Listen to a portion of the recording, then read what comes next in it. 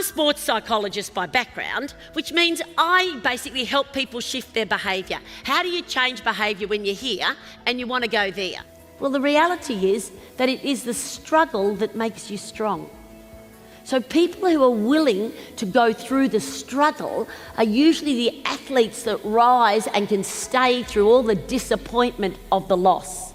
But my specialty is moving people from where they are to where they want to be. Two things you need to know. If you're not completely honest about where you're at, you can't shift.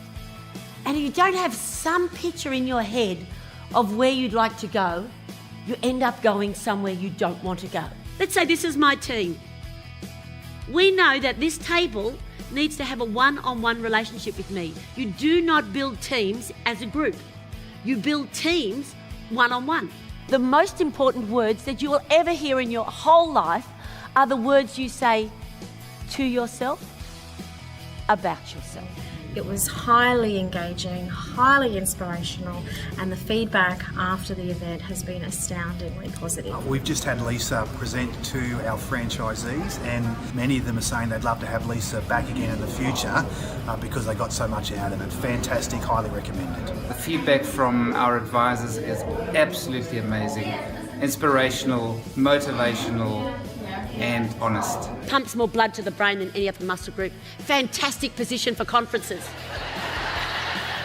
You cannot fall asleep in this position. I'm doing this in front of 10,000 Americans in this great big stadium, and they start to chant. Now, of course, do you really fail? Is it fail, or is it simply just doing poorly before we do well? So it is learning, and learning is actually usually from doing something poorly. We learn how not to do it. The reason why most people don't volunteer to get up front and have a go at leadership things is they're worried what people will think about them. But the reality is that 98% of people think nothing about you whatsoever.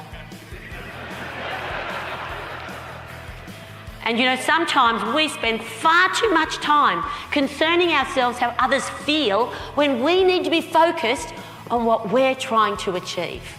Man, oh man, she blew the socks off our delegates. I think 2,000 fitness professionals in the audience, clapping, dancing, getting motivated, and having the time of their lives. They will listen to us if we can actually affirm what they do well.